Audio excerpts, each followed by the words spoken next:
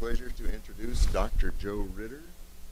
He has 4 degrees in physics, wow, and is a multidisciplinary student of the cosmos. He began his science career developing techniques for imaging inside living cells, worked in birth defects research and biochemistry, did research in artificial intelligence, then genetics. After high school, he decided to go to college and study physics and math while running a computer business.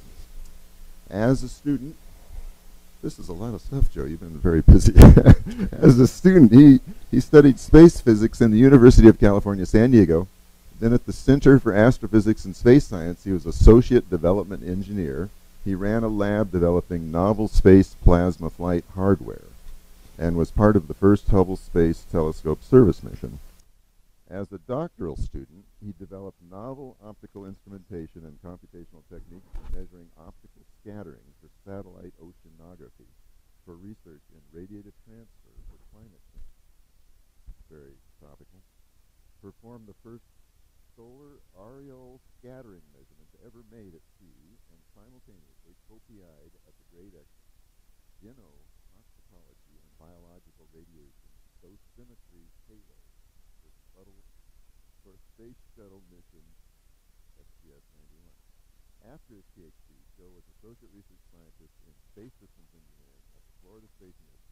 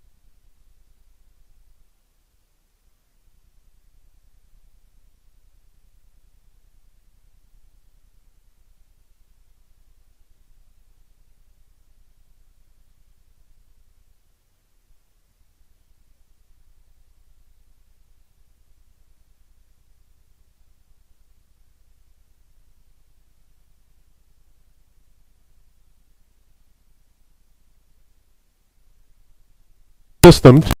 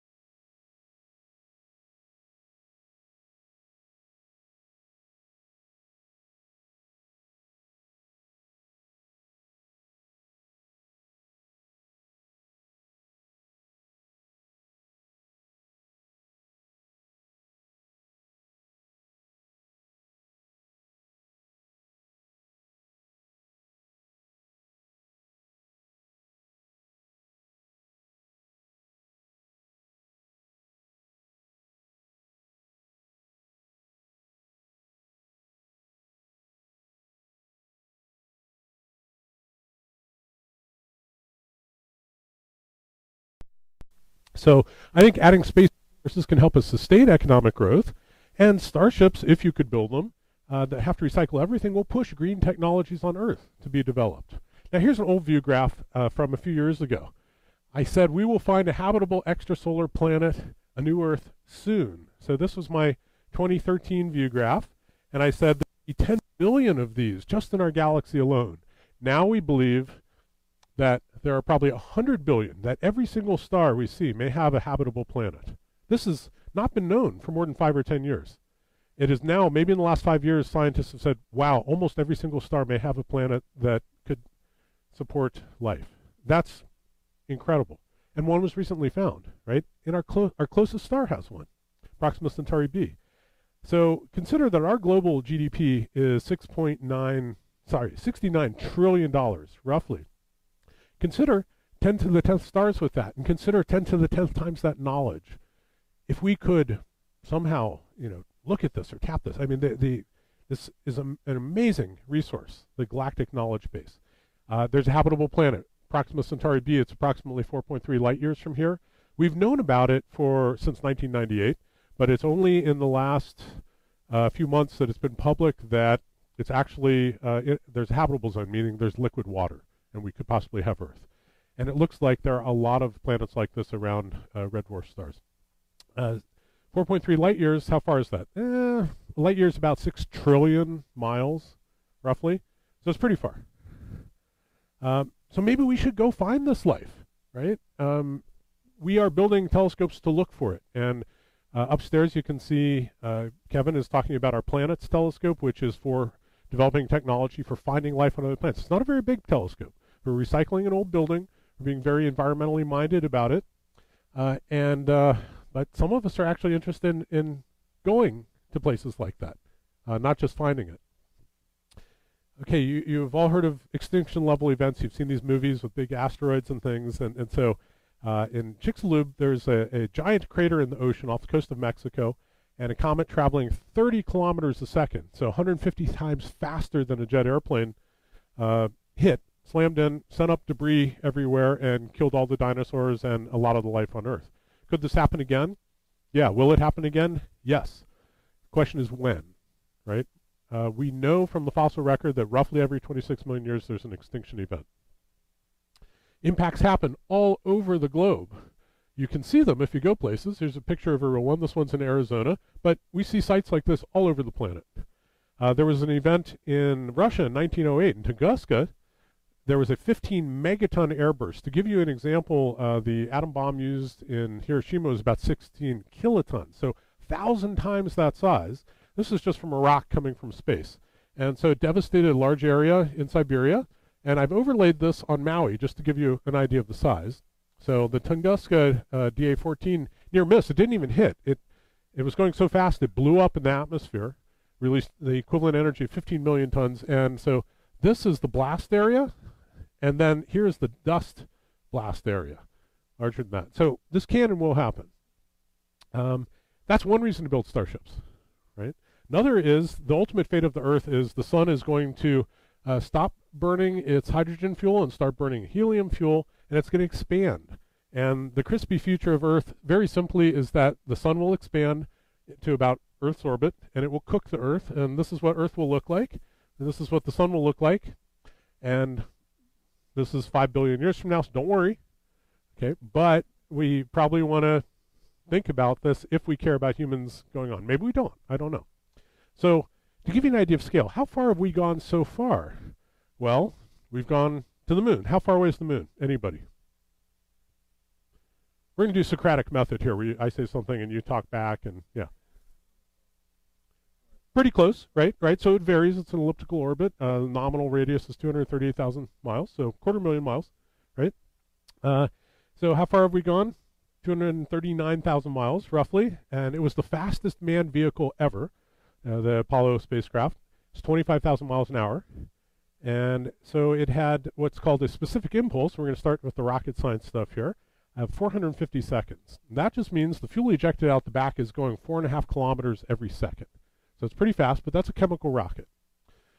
We are interested, you saw Gary's talk earlier, some of you saw it, and Gary and I are interested in in situ resource utilization.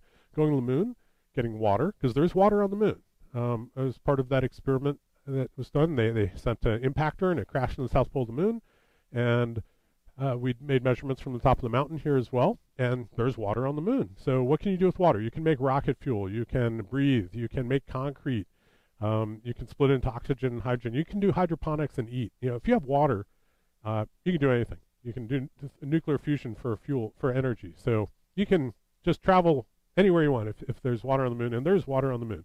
So some of us, this is me working with Neil Armstrong's old suit in Smithsonian, and Gary showed you this cool picture of the space station. So there are resources out there for doing these things. What's the fastest anyone's gone? Well, a robotic spacecraft. Who among you remembers Voyager 1 and 2? So these are the fastest spacecraft ever made so far. Is that right? Is Pluto Express faster now with ion engine? I think these are faster. So they're going 35,000 miles an hour. My old truck got me up here about doing 45.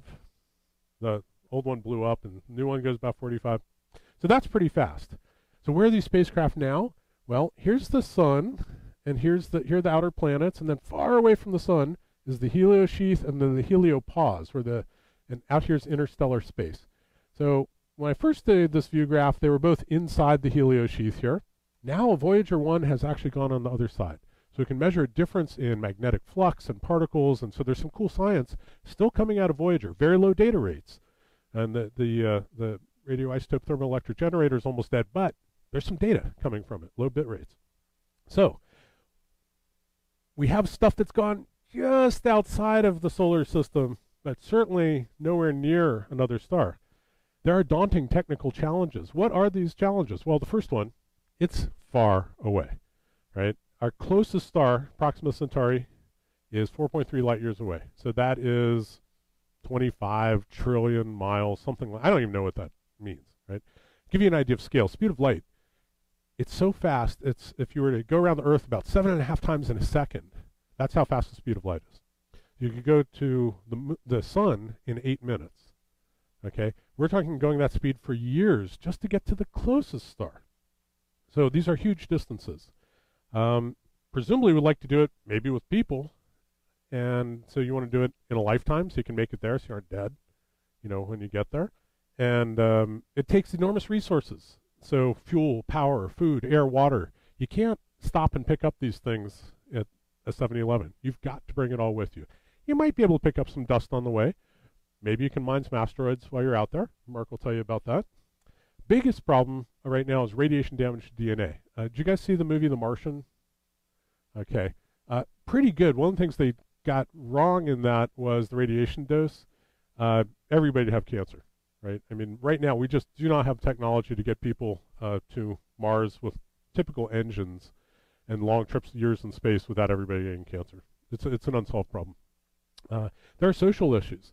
I mean, people can't even get along on a big planet with lots of resources. What if you have a bunch of people in a little confined space, and you know, what kind of government do you have, and then do you allow them to breed with each other, and then do you get cliques, and so you have to say, no, we don't have enough genetic diversity, you and you have to mate, and you know, all kinds of issues, right? So there are social problems to look at. How long would it take to get just to our closest star? Well, if you're going, so, oops, distance is velocity times time. So I'm going to have a few equations, not too many. Voyager is going 35,000 miles an hour, so you can break out your calculator.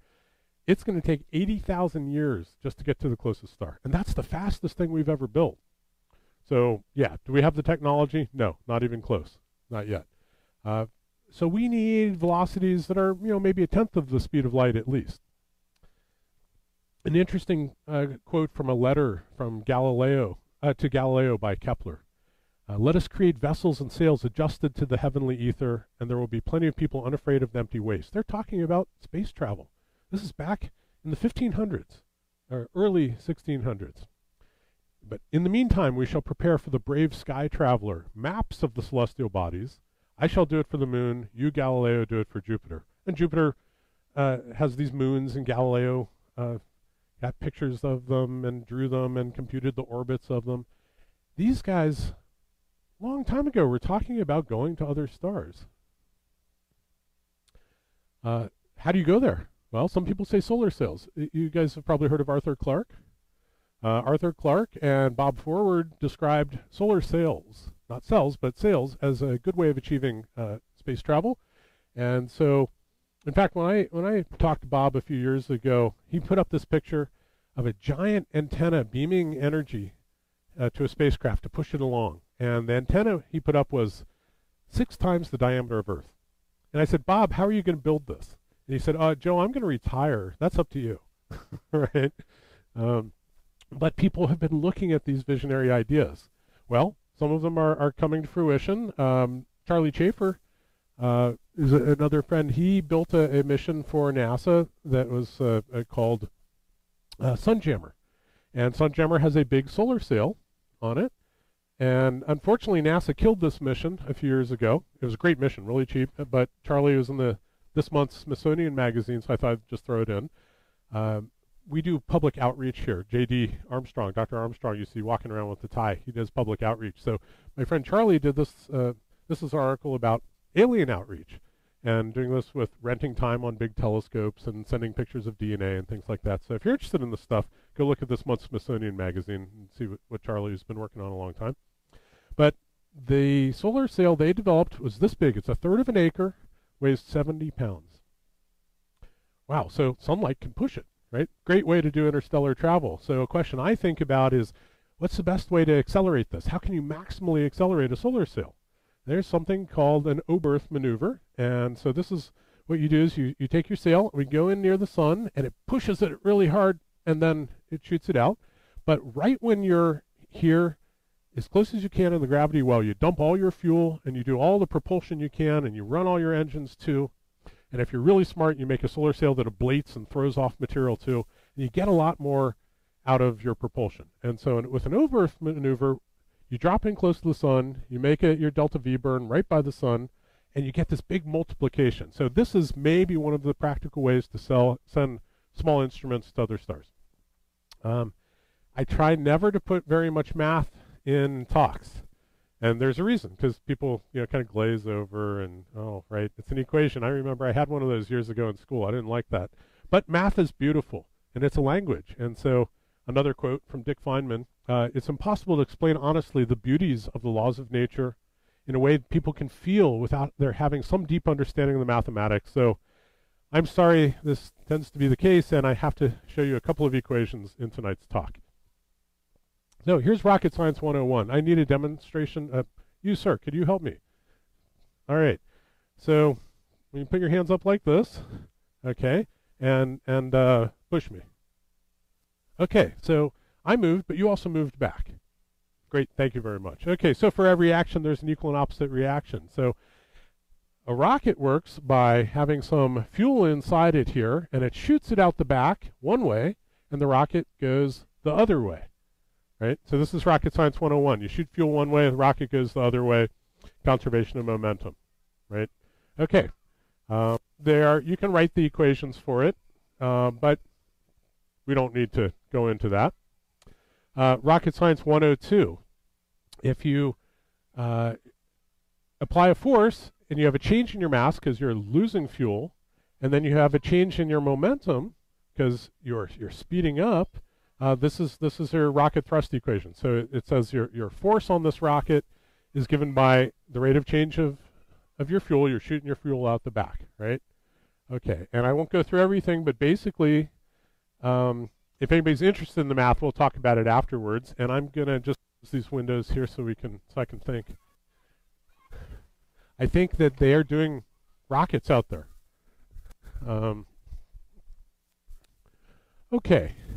So I won't go through the whole thing, but the whole change in velocity of a rocket is proportional to how fast you can shoot out the fuel. So you can imagine I've got a certain amount of fuel. If I throw it, I move if I throw it faster, I'm pushed further and faster the other way. So the faster I shoot out my fuel, the further I can go.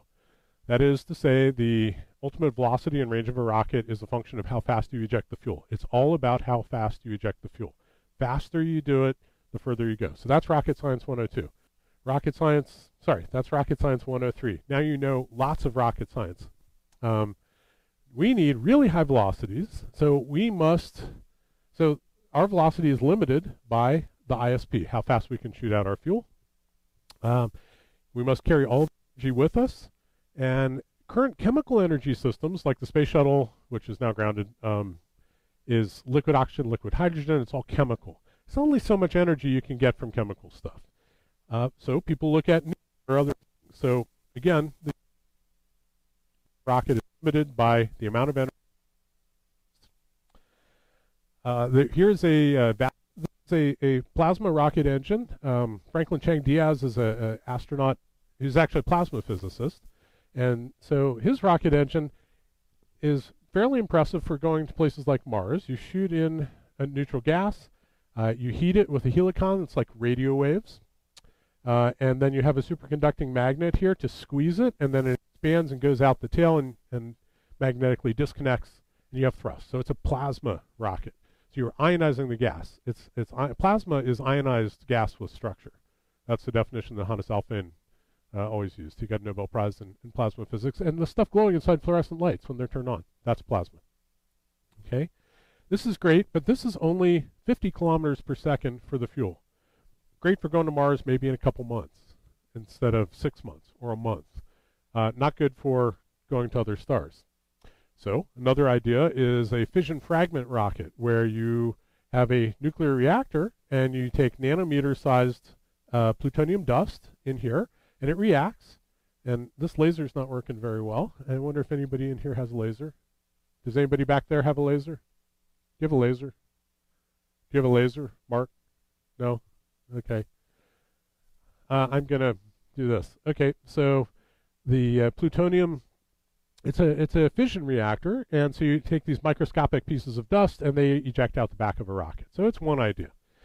Then there are fusion rockets. Thermonuclear fusion is the way the sun gets energy.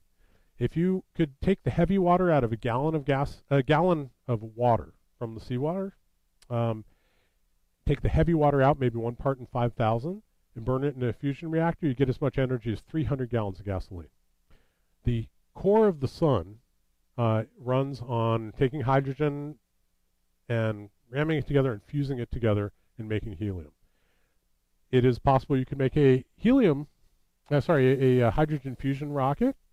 And so some friends of mine made a design for this, and it looks like you still need a 1 billion kilogram rocket, but you can go maybe to Alpha Centauri in 100 years. And so this is taking laser beams and imploding hydrogen pellets to make enormous energy from nuclear fusion. It's still a really big rocket. And so here's a picture of their design. This is from the Icarus Interstellar guys. They're a spin-off of the British Interstellar Society. Those are the guys that in the 1920s planned on how to go to the moon. And everybody thought it was crazy then. Well, they've done it. How big is it really? Well, this is their design compared to the biggest rocket ever built, and this is the Saturn V. Took people to the moon. How big is it? Here's the Empire State Building. So you go, wow, that's huge, but you know what? We could build a building like that. Maybe you could build a starship like that. Not outside the realm of what could be done. I mean, yeah, it's enormous. Yes, it would take incredible resources. Is it doable? Yeah. Is that maybe the best design? Not necessarily, but these guys have done a great job working. These are serious engineers that do this for a hobby. Okay, but still, it's a little slow. So the best, we said that the best way you can, the faster you shoot out fuel, the better. What's the fastest thing that anybody in here knows of? Anybody? Light, yes, right. So if you can shoot out light, that's great. But you have to get a lot of thrust. So how do you have a lot of energy and make pure light and energy with it? Matter-antimatter collisions, right? We've all seen Star Trek. They have an antimatter reactor. Well, okay, I know it's getting a little out there, and we can produce antimatter. We do produce antimatter all the time. It costs about $1 trillion a gram right now, but it turns out there is a better solution to it. It turns out the Fermi Gamma Ray Astronomy Telescope discovered that thunderstorms make gamma rays. And so these terrestrial gamma flashes, there's antimatter that is created. And so they bombard, these gamma rays bombard the upper atmosphere of planets and the interstellar medium and make antimatter. So it's there to be harvested. So maybe you don't need to make it in a giant reactor. Maybe you could just go harvest your antimatter and use it for propulsion. And then you have anti-electrons and and electrons, and you combine them, and you make your own gamma rays, and you shoot them out the back of your spacecraft, and you've got really good propulsion with the highest ISP possible, maybe 3 times 10 to the 7th. Speed of light, use light, right? So these things are a little out there. This was a NASA Innovative Advanced Concepts program to study some of this stuff. So in the intro, it mentioned that I was a NIAC fellow. We look at crazy things like this because it's possible to do these things. Okay, once you're going fast, what are the problems? Well, dust grains. So a typical dust grain that you see in interstellar space is 10 to the minus 12 grams. So that's a thousandth of a billionth of a gram. So it's a millionth of a gram, okay? Or a billionth of a milligram. If that hits your spacecraft at 10th of the speed of light, it's like a stick of TNT. So you need some kind of shield, right? I mean, the problems of going this fast, anything, even something, a nanoparticle hits you, it's a giant explosion. So shields are required for this sort of thing. Okay. So, I mean, we really do look at these problems. I know it sounds crazy to go, well, can you go to another star? But these are the challenges, and we're looking at how to solve these things. Of course, the university won't pay me for this. Right? Radiation is a big problem. I got this view graph from my friend Shane Westover at Kennedy Space Center, and people look at giant superconducting magnets to shield astronauts while they're out there. There are some designs, there are some design issues, but people are looking at how to solve the radiation problems. But then you go, well, we've all seen Star Trek, right? Who here has seen Star Trek? Okay, so I admit I watched it when I was a little kid, right? Can you travel faster than the speed of light? Well, everybody says that is a violation of Einstein's 1905 paper on special relativity. It's actually not. It's a violation of causality and cause and effect, but it doesn't violate relativity theory. So, for this, a relativity primer and one view graph here. Here I'm plotting velocity horizontally, and here I'm plotting mass. And as you go faster and faster, your mass increases. Really, it's technically more correct to say your momentum increases. And you can't go faster than the speed of light and carry useful energy with you. But are there ways that you could go faster than the speed of light? It's an interesting question. It's not a violation of relativity, regardless of what some physicists will tell you. And here is a bizarre experiment at CERN in Geneva, big particle accelerator. You guys heard about the Higgs boson and stuff like that, where they reported that certain neutrinos were apparently in the speed of well, I have to tell you, this was a timing error mistake, but I just threw the view graph in. People got really excited, and they went, no, we can't throw Einstein out the window. This was not real. Okay, next. Maybe through some exotic physics can you go faster than the speed of light? Well, one way is to have a traversable Einstein-Rosen bridge. You may have heard of something called a wormhole. Okay, that's the more common term for this sort of thing. So what if you have a star with low mass, you have the gravity deformed space-time. If you have a really high mass star, gravity will deform space-time a lot. The idea is that possibly you could deform it so much so you make a hole going to another spot. So essentially it bends space-time, and so instead of traveling around in this four-dimensional matrix here, you just kind of go through the wormhole and go take a shortcut. The problem is it's believed usually you might get crushed to an infinite density when you go through that, so that's no fun, right? You can't carry information with you when you get crushed to an infinite density, and you get spaghettified and stretched out as you fall in. But are there ways to do it? Well, maybe if there's a rotating black hole, and maybe if you have exotic matter propping it open so you don't get crushed. Not sure. Okay, maybe. We're kind of going into breakthrough physics stuff here that's not known. We've never detected a wormhole. Some people believe, many physicists believe it is possible to have a wormhole. We know that there are black holes. And in fact, it turns out that Einstein-Rosen bridges are handy tools for time travel, and maybe I'll give another talk on that another night because I don't want to take up the whole evening because I want to get Mark in here soon. There is something called an Alcubierre warp bubble, and so here's one way to go faster than the speed of light. Be in a space-time bubble, stretch the bubble, so that the bubble itself is being pulled faster than the speed of light, but inside the bubble, the space itself, or you yourself, are not going faster than the speed of light. The bubble and space-time can go faster than the speed of light. That doesn't violate relativity theory. But as long as inside that space-time bubble you are sublight, you can do this. It theoretically works, although this takes enough negative energy to do this that's like the size of Jupiter. And of course, we don't even know what negative energy is. So I go to my theorist friends and go, you know what, I'm an experimentalist. I want to build stuff. Nah, don't think so. So let's talk about real science. Did any of you a couple years ago, raise your hand if you did, there was a big thing in the news about NASA and warp drive? Yes. Okay, one of you heard that. So that was Sonny White, and I was talking to Sonny earlier today, actually. This is Sonny showing me how to do a double loop in the space shuttle simulator, which you can do a double barrel roll when you land. Amazing. I didn't know you could do that with the space shuttle. Apparently you can. And so he works in an breakthrough propulsion where they're looking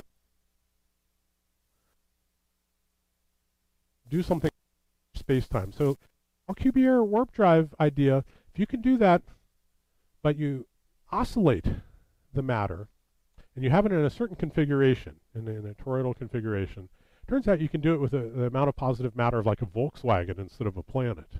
You start going, I don't know. I mean, it's still impossible, but it's far less impossible than a planet's worth of positive matter. So maybe it's a little less crazy. Don't know. Something to think about, right? So they have a whole program where they're looking at trying to do low thrust and actually seeing if they can measure these effects. Now, there's a lot of junk science in the media. I have to say Sonny is a good scientist. He's never made any claims that you can do warp drive. That's the media. He's actually a good physicist and made no claims about anything like this. I went down and worked with him on stuff to be really careful with the experiments. So I was down in his labs, in Eagle Works, down in the Kennedy Space Center. And but they actually have a whole idea of how you could do it. So what would it look like? Would it look like this? No, and here's why. According to Sonny, well, first of all, the warp bubble from this, it's the wrong shape, and then, you know, you don't cover the front of your spaceship. So sorry, Star Trek fans. I mean, it's great, we love it, but nope. You'd probably have to look something more like this. And again, I'm not saying this is possible. I'm just not saying it's impossible. There are people looking at these things who are real scientists. And so it's a toroidal containment of this oscillating negative energy, and the spaceship doesn't stick far out, and so there's a bubble around it. So it's sort of a modified Alcubierre thing. There are other schemes. I proposed years back in a publication a solar sail with a giant inflatable telescope where you can first ablate your solar sail, then you can use the sun to vaporize material to push it, and then you use microwave generators to push it, and then you have a giant telescope and a Starship that you can do a lot of things with. And you can come to one of my other talks on giant space telescopes sometime if you're interested in odd technology. People talk about generation ships if you don't want to go fast. Printing life. Synthetic life. We're on the verge of being able to make DNA in synthetic cells, and you could probably send a little thing to another star. I'm not sure about the ethics of some of this, but the technology is virtually there. What are social challenges? Well, I mentioned earlier genetic diversity. So you have to have a lot of people so that people can breed if you have this generation ship. Can the people get along? I don't know. That's a tough one. That's probably tougher than solving the radiation problem. Will the people evolve or devolve over time if it's long? I don't know. I'm going to end this by saying, why should you go somewhere? Well, maybe we're not from here. And here's an interesting idea. So there was a study done where they looked at DNA base pair complexity, and any information storage.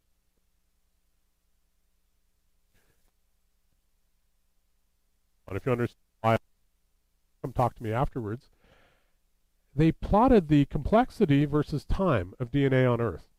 And to extrapolate back down to zero complexity, when life might have evolved, it's a billion years. The problem is Earth is only about 4.6 billion years old. One interpretation of this data set is that the DNA that we see on Earth, in early Earth, here's the beginning of Earth, right? Here's where Earth started, actually came from somewhere else, that possibly Earth was seeded from an alien civilization. I'm not saying that's the case, but I'm saying this data set, and this is, good genetic stuff here, supports that possibility. So maybe DNA is supposed to just make more DNA. That's why all of you have kids and grandkids, and that's DNA's job, right? So maybe we should go find life somewhere, is what I'm suggesting here. Thank you, and do you have any questions? Okay. Yes. Cool. Okay. Strangest talk ever given at IFA, probably. Yes, cool. There are lots of things that will make it a little more efficient. Still, even fusion, there's a limit to ISBs you can get. And in a minute, Mark's going to give a talk on asteroid mining. Any other questions? Going to other stars? You learned it all. Okay, great. Thank you very much. Okay.